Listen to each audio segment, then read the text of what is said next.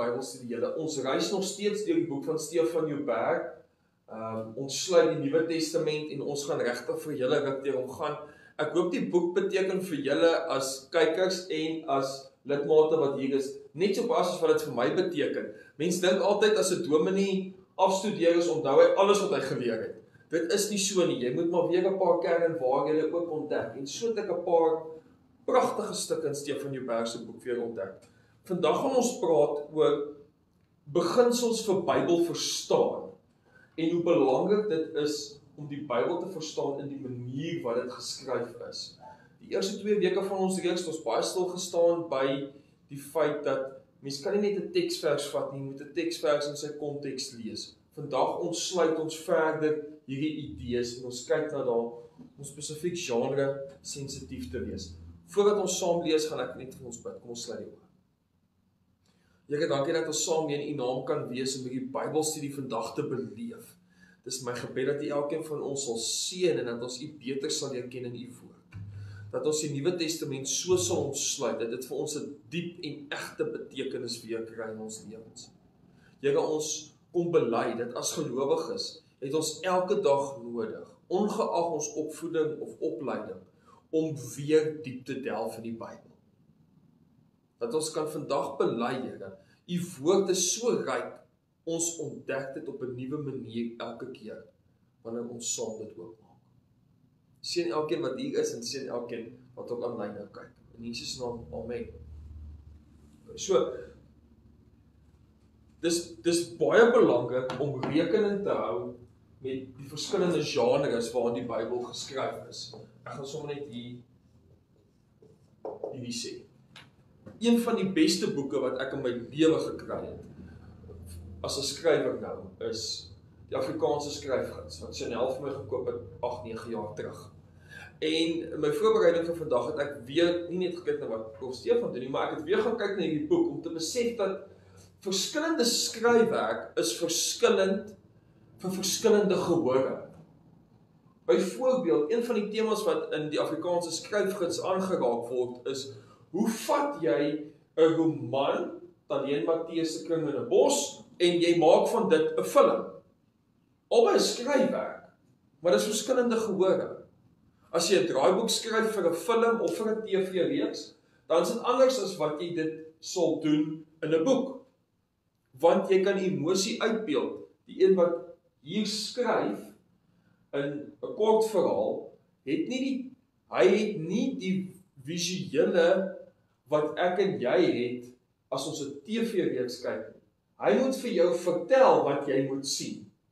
Die een wat 'n TV-reeks kyk, hoef nie te vertel vir jou in woorde wat jy sien nie, want jy sien ons nou daar. 'n Boek sal sê, die oom is ontsteld.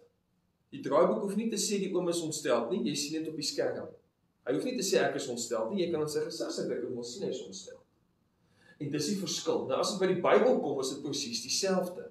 Sekere dinge word vir ons presies uitgebeeld in sekere genres. En ander goeters word daaroor stil gebly. Die dinge waaroor daar baie keer stil gebly word, is of die goeters wat nie, dit was nie relevant nie. Ek gaan hier sê, hoekom is die Bybel soms stil?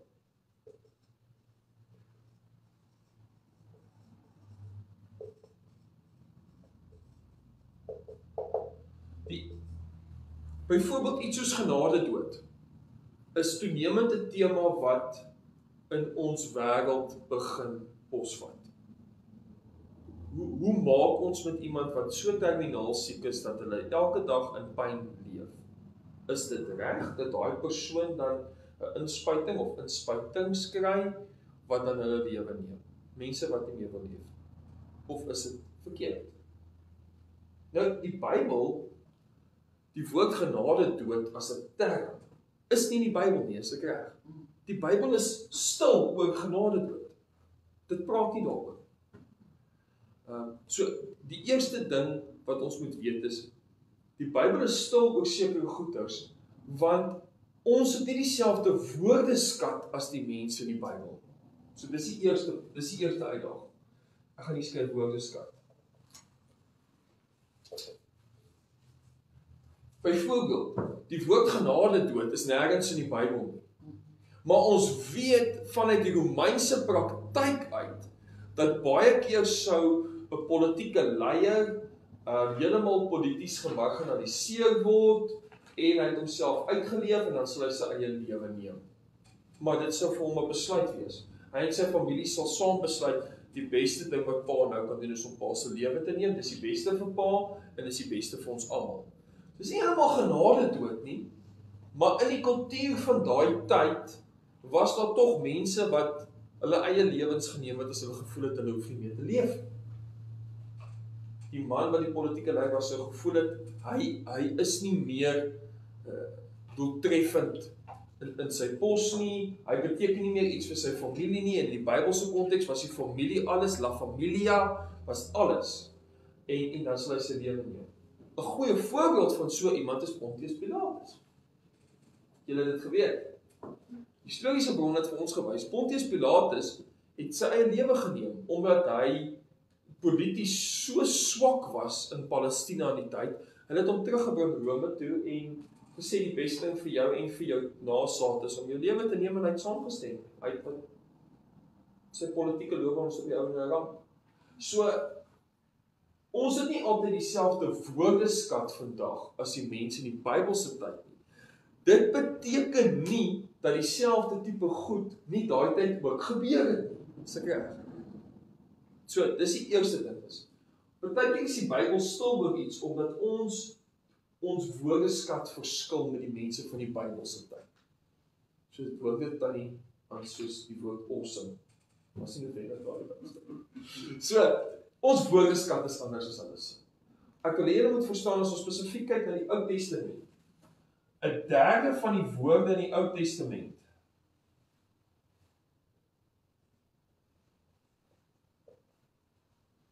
word net een keer gebruik.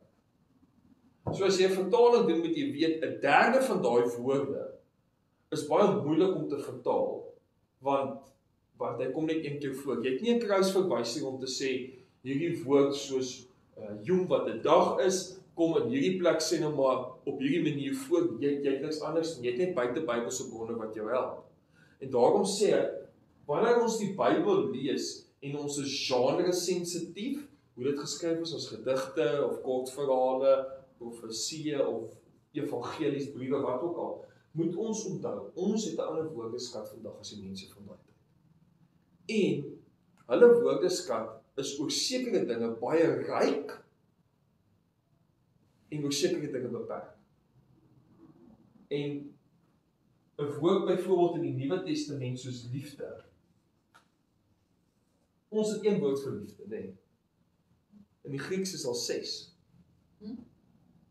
So, as dit kom by liefde, is die Grieks baie meer doeltreffend as Afrikaans. So as dit kom by die woord liefde, in Grieks is hulle baie ryk. In Afrikaans is ons eintlik bietjie arm in ons begrip van liefde. Want 'n kind sal sê, "Jesus, ek is lief vir TV kyk, maar ek is ook lief vir my ma." Maar dis nie dieselfde nie, as ek reg. So, in die Grieks byvoorbeeld, oor sekere woorde, is hulle bietjie meer arm, en ons is weer bietjie meer ryk. So julle verstaan wat ek hier sê rondom, as ons die Bybel lees, het ons nie altyd presies dieselfde woordeskat as daardie mense nie. Ons het 'n beperkte woordeskat wat die Bybel vir ons ook help verstaan. As jy nou maar dink aan die woordjie liefde in die Nuwe Testament, in hoeveel verskillende kontekste word dit gebruik, en dan is dit verskillend. Dit het 'n impak op die genre. So woordeskat is krities vir ons om in die begin van hierdie reis al te verstaan, dat ons woordeskat en hulle woordeskat is dieselfde. Die tweede ding is, die Bybel het nie 'n opinie oor goed nie, want dit het nog nie bestaan nie. Dit het nie bestaan nie. Die Bybel praat nie van motorkarre nie, want dit het nie bestaan nie. En huwelik spesifiek praat oor deel van die debat in die NG Kerk, is dat ons is mos nog besig met die debat oor seksualiteit nog steeds, ons is besig om dit te ontgin, en ek weet baie mense sal moeg daarvoor. Ek dink nie mense kan ooit moeg raak vir debat voer nie, want dit help ons om ons denke te formuleer. ons gaan nooit uitsluitsel hê oor alles nie, maar dit beteken nie ons moet ophou praat met mekaar nie. Deel van die debat in die kerk is dat Jesus het nêrens die woord homoseksualiteit gebruik. Maar die rede hoekom dit waarskynlik nie gebruik was nie, is dit was nie van toepassing in sy bediening op daai stadium in Palestina nie. Is ek reg? Die plekke waar Paulus praat van dit en Petrus praat van dit, is waar hulle briewe skryf oor kontekste waar dit ontstaan. Is ek reg? So die Bybel praat nie oor alles nie, want dit het nie noodwendig bestaan nie, of dit was net nie van toepassing nie. Dis die derde ding. Dit was nie van toepassing.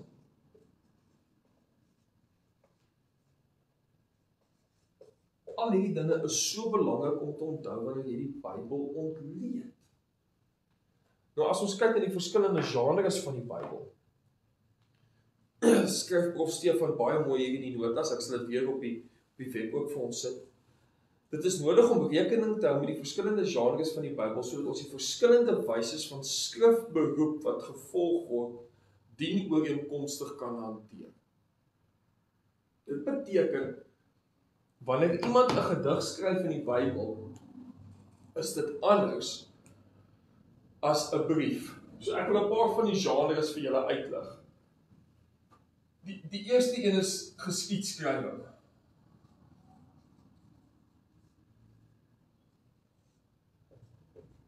Geskiedskrywing is Dawid het vir Goliat verslaan. Dis dit gewoon geskiedskrywing. Moses het die volk gelei uit die beloofde land en geskiedskrywing in die Bybel probeer altyd teologies sin maak van iets wat in die oomblik gebeur, né? So dis net gewoon geskiedskrywing wat probeer teologies sin maak. Ekskuus, dis uitklei. Ja. Die tweede een is natuurlik poesie. Ons vind baie poesie in die Bybel. Dis nou boeke soos Hooglied, Psalms. Maar selfs as jy kyk na Hooglied en Psalms, hulle is duidelik nie dieselfde genre geskryf nie, is dit reg? Hooglied is die liefde vir 'n man, is die liefde wat 'n man en 'n vrou vir mekaar het. Waar Psalms gaan oor ons verhouding met die Here en dit gaan oor konflik en 'n klomp ander temas. So dis gewoon poesie. Jy kan nie poesie vergelyk in die Bybel met 'n brief wat Petrus skryf vir mense nie. So wanneer ons praat oor 'n tema in Hooglied soos heiligmaking. Hoe lyk heiligmaking? Ek het 'n baie goeie akademiese artikel so 'n paar jaar terug gelees oor die poesie van Hooglied en heiligmaking in die huwelik. Dan is dit anders as Petrus wat sê julle moet heilig wees want ek is heilig. Albei gaan oor heiligmaking, maar dis letterlik 1000 jaar uit mekaar uitgeskryf. Vir verskillende groepe mense, vir verskillende tye. En selfs al is die genre albei raak heiligmaking aan, verskil die genres, want briewe is anders as poesie. So briewe as 'n genre is daar om 'n spesifieke tema aan te spreek, spesifieke ding vir mense te wys in 'n spesifieke tyd. Dan het jy natuurlik evangelies.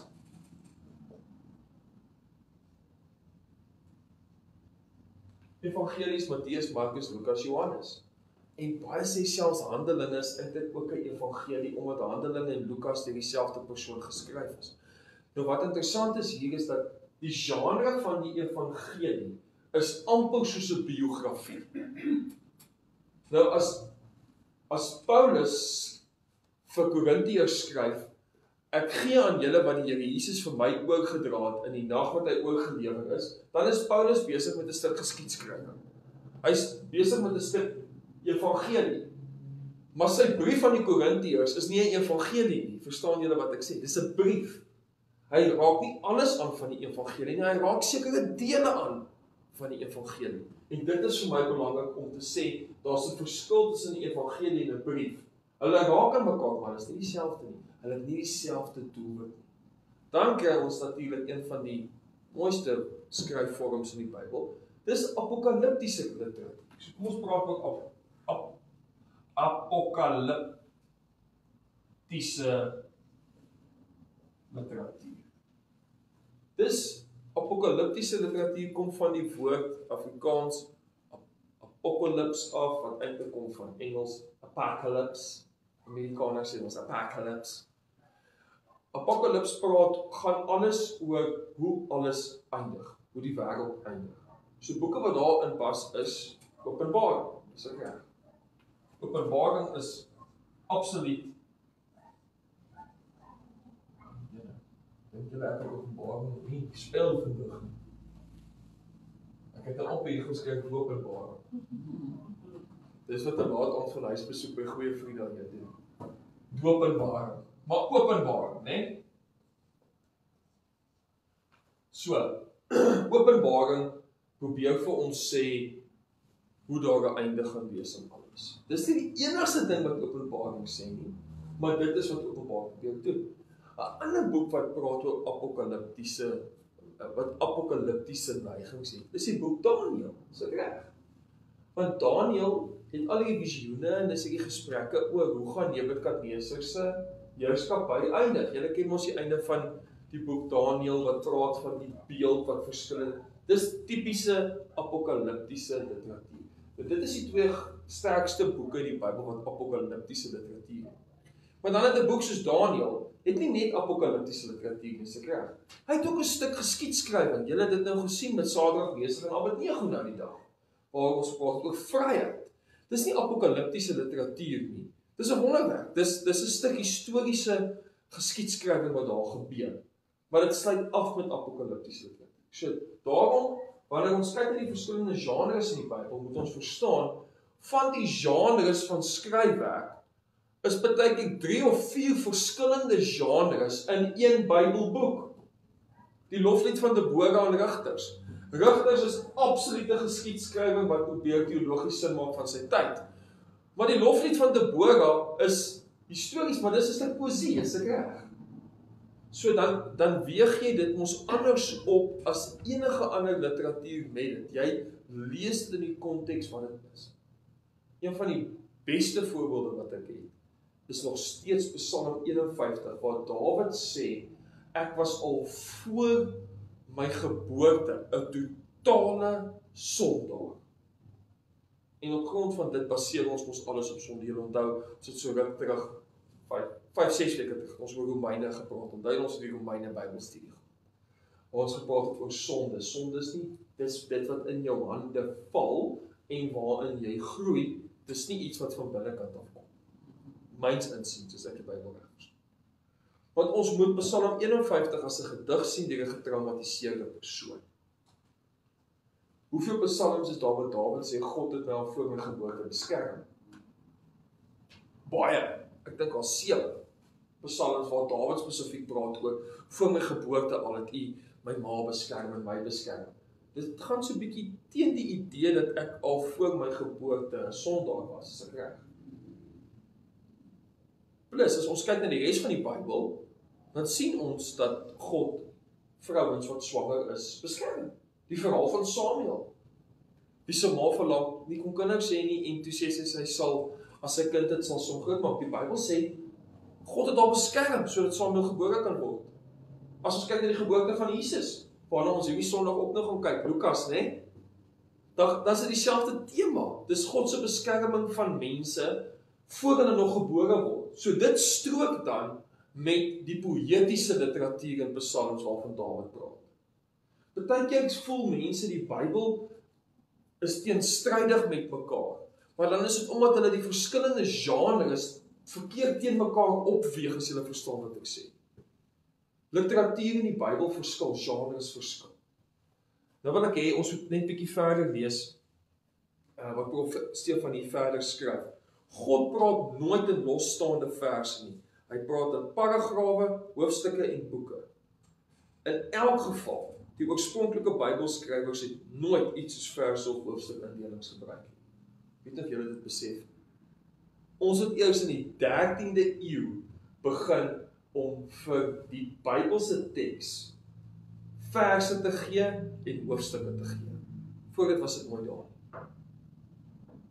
So eintlik wanneer ek as dominee sê, Paulus skryf hier in vers 13, dan is dit nie heeltemal reg nie, as julle verstaan wat ek sê. Paulus het nie besluit, in vers 13 gaan ek dit sê. Paulus het 'n brief geskryf. Die vroeë rabbynse skrywers wat geskryf het oor Esra en Nehemia, het nie besluit, maar ons gaan soveel verse hê in die boek Nehemia. Hulle het gewoon die storie vertel. Dit is wat gebeur het. En dan kom ons by die punt waar ons sê, hierdie verskillende genres moet waardeer word vir geheel skrifte. 'n Boek soos Job, wat eintlik saam met Spreuke gaan, wat wysheidsliteratuur is.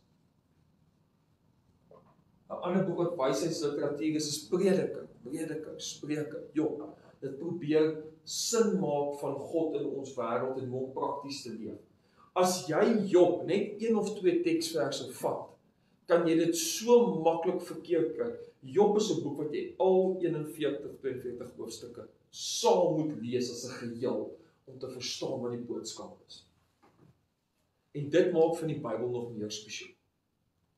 Job is 'n lang stuk geskiedskrywer wat ons probeer help om sin te maak van waar God in ons lewens is as tragedies oor ons pad kom. So van daar af kan jy dit dan uitbrei. Stories of verhale is die hartklop van die lewe. Daarom is TV-series en flieks so gewild. Dis nie verniet nie dat God self 'n groot storievertelling is en in dieselfde asem goeie storiemateriaal aan Bybelskrywers oor homself en sy handelinge bied. Die meeste boeke van die Bybel vertel daarom verskillende verhale van God se reddingspad met die wêreld. Vat maar boeke soos Genesis, Konings, Kronieke, Matteus, Handelinge en Openbaring. Hulle is almal verhale oor God se pad met sy mense. Wanneer jy hierdie stories ken, leer jy God ook beter ken. Maar elkeen van hierdie boeke is geskryf in verskillende genres. Want Genesis is anders as Konings. Konings is anders as Kronieke, Matteus, Handelinge, Openbaring. Dan skryf Prof Stefan iets hier wat baie belangrik is. En dit gaan julle help om in die Bybel oop te kan maak en vir al die Nuwe Testamente kan omsluit. Hy sê die eerste een is, daar's verskillende karakters in elke verhaal. Doen moeite om die karakters te leer ken. 'n Groot deel van 'n dominee se navorsing van sy preek op 'n Sondag is vir my net om die karakters te leer ken. As ons praat van Sadrag, Mesach en Abednego, wie was hulle? Hoekom was dit vir hulle so vreemd dat Nebukadneser 'n beeld van aanbid? Want hulle kom uit 'n wêreld waar daar nie 'n beeld aanbid was nie. Wie was Sadrag, Mesach en Abednego? Was hulle dalk getroud? Was hulle nie getroud nie? As hulle nie getroud was nie, hoekom was hulle nie? Wie is hierdie karakters? So dit is die eerste ding wat jy moet kyk na. Wie is die verskillende karakters?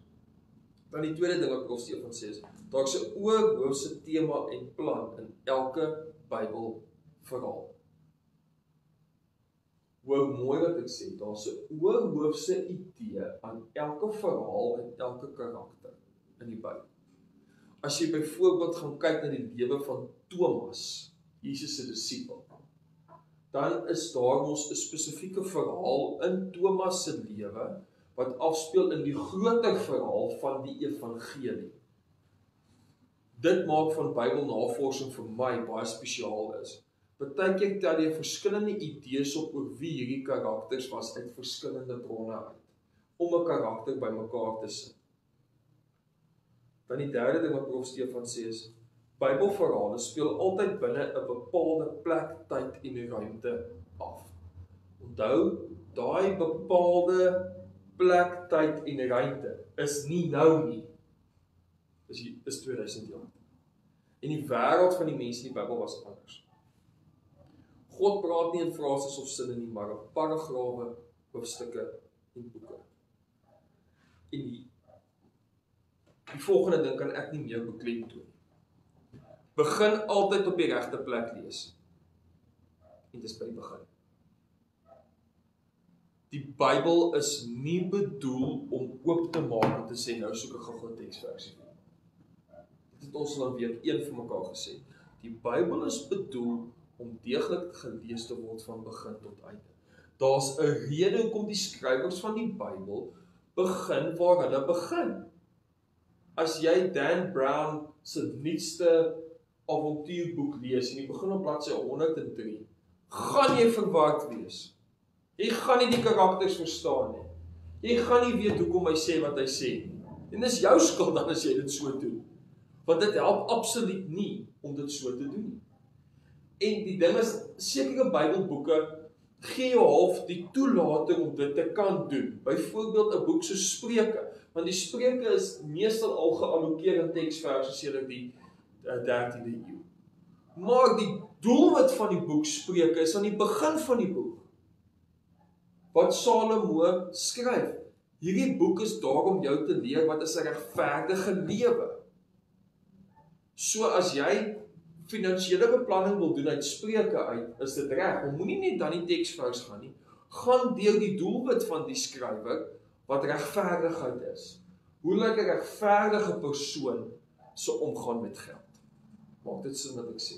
Ek gaan nie sonder daai sleutel, gaan ek nie net in Spreuke in en kry ietsie mooi nie. Want dit gaan nie noodwendig die betekenis hê wat die skrywer wil gehad het dit hê. Ek gaan vir julle die volgende lees. Jy het baie tyd nodig as jy saam met ander mense wil kuier. Want jy het tyd nodig om inligting uit te lig. Ons het 'n gisterande huisbesoek gehad by vriende van ons wat ook jonkies met hierdie gemeente is en ons het so lekker gekuier, die kinders het al later geslaap en ons het gebraai 11:15 te besluit ons nou moet ons ry want 12 uur is dit eintlik staat van inperking en die krag gaan aanwees. Maar dit gee vir jou tyd om mense te leer ken en saam te kuier. Trouwens, jy praat gewoonlik paragrawe vol, hoofstukke vol, boeke vol. God ook. God praat ook so met ons. Hy praat nooit in losstaande enkel sinne nie. Om God se stem te wil afwater tot 'n paar versies wat uit sy groot boek uitgepluk word, is om sy stem verkeerd te hoor. Jy hoor God se stem eers regtig reg wanneer jy elkeen van sy 66 Bybelboeke van begin tot einde deurlees. God praat verhale vol. Die Bybel is verhale van alles wat God gesê en gedoen het en ook wat hy nog gaan sê en doen. Dit maak van die Bybel so spesiaal. God het tyd nodig om sy verhale te vertel. Nou, Prof. Stefan sit hierdie sin so op 'n manier wat ek stem nie heeltemal saam, maar ek verstaan presies wat hy bedoel. Dit gaan daaroor dat wanneer God met ons praat, want hy nie net vir ons 'n teksversie gee en sê daar gaan nie. God wil hê hierdie verhale wat God met ons wil deel, beleef ons die beste wanneer ons tyd maak om dit autentlik deur te lees. Daarom is die Bybel dik. Dit is 66 boeke dik. Sy verhale is ook logies. Begin by die begin en hou aan. Dit bou voort van sin tot sin en vanaf een paragraaf tot die einde toe. Die belangrikste deel waarmee ek wil afsluit vandag is waar Prof. Stefan sê, jy moet nou, as dit kom by die verskillende genres van die Bybel, en dat jy sensitief is vir hoe dit verskillend geskryf is, maak seker wat jou motiewe is wanneer jy die Bybel lees. Want as jy 'n boodskap van hoop soek, dan gaan jy dit nie noodwendig kry in van die geskrifte nie. So sit jou motiewe op die tafel. Hoekom doen jy vanaand Bybelstudie uit Openbaring uit? As jy Openbaring wil lees, as jou motief is om Openbaring te lees, om te sê, maar ek wil Openbaring lees, sodat ek kan verstaan of COVID-19 Openbaring is, dan dink ek jy dalk die verkeerde motief om Openbaring te lees.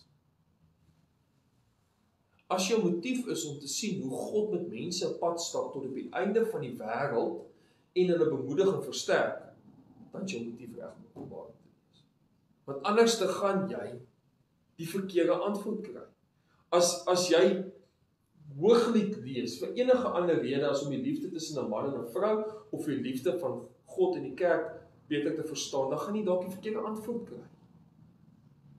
As jy Job wil lees omdat jy wil sien of Jesus in Job is, dan gaan jy dalk lank soek. Maar as jou motief is om te verstaan hoe God baie keer in individue se lewens intree om hulle nader te trek, dan is jy op die regte plek om te wees. Sit jou motiewe op die tafel. Die tweede punt wat Prof. Stefan maak is, oppas vir verkeerde vrae as jy die Bybel lees. Onthou, die Bybel is nie 'n vraag en antwoord boek nie. Wat antwoorde te bied het op letterlik elke vraag wat mense vra nie.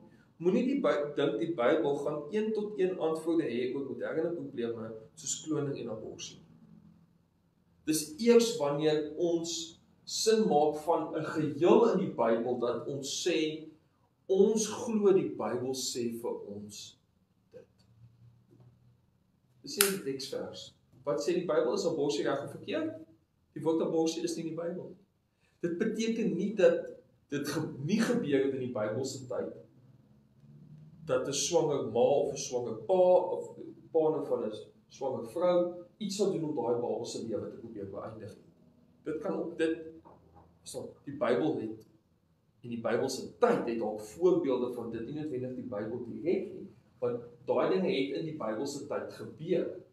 Keiser Nero het een aand sy swanger verloofde so geskop dat sy die baba verloor. So daar is 'n opinie oor dit en keiser Nero het Christene vervolg, maar dit is nooit direk in die Bybel nie. Onthou dat jy nie alleen reg op die regte verstaan van die Bybel het nie. En hier wil ek nou sommer 'n ding aanspreek. Ons is in hierdie gemeente het ons verskillende opinies oor baie dinge in die Bybel. Dit maak van hierdie gemeente 'n spesiale plek. Ons kyk nie presies dieselfde almal na die Bybel as die woord van God nie. En dis oukei. Nie eers op die kerkraad voel ons dieselfde oor elke liewe ding in die Bybel. Dis oukei. Ek het nie alleen reg op die Bybel en hoe dit interpreteer word nie. Dis nie Gerrit se reg. Dis nie elkeen van u wat hier sit se reg of jou reg wat kyk aan my. Ons het 'n voorreg om die woord van God oop te breek en ons moet dit sien as 'n voorreg. En as ons dit nie doen, dan begin ons klein trap. Wat Prof Stefan hier probeer sê is, onthou, die alleenreg aan die Bybel behoort aan God, nie aan jou nie. Daarom kan die kerk baie keer sê, maar ons dink ons was verkeerd. Want die Openbaring kom nie net na een nie, dit kom na almal toe. As die Openbaring net na een toe gekom het in die Bybel oor hoe om te verstaan, dan het ons 'n paus gehad soos die Katolieke. Want hy sê vir die mense, dis hulle glo en hulle moet so glo. En selfs binne die Katolieke kerk glo my, binne in die strukture van die priesters, die biskoppe, die kardinale, beklei hulle baie oor die goed wat die paus sê dat hulle nie saamstem nie. Selfs daar is verskil. Dis oukei om van mekaar te verskil. Vierde ding wat ons Stefan sê is, erken jou beperkings. Partykeer weet ons nie eenvoudig hoe vorentoe nie. Partykeer kan ons maar net saam met Paulus in 2 Korintiërs 4 sê dat ons oor raad verlees. Ja, selfs nie eens die Bybelskrywers het aldag klarigheid oor God se wil gehad. Gaan kyk in Handelinge 21 hoe Paulus en sy helpers byvoorbeeld verskil oor God se wil vir sy lewe. Terwyl die profeet Agabus en Paulus se helpers waarsku dat hy in Jerusalem gevange geneem gaan word en dat hulle oortuig is die Gees wys vir Paulus moenie so toe gaan nie, is die apostel se opinie dat hy juis moet gaan en dat die Gees hom lei om dit te doen. So wie's reg? En dis die punt wat Prof Stefan hier probeer maak is, erken jou beperkings. Ons het nie antwoorde op alles in die Bybel.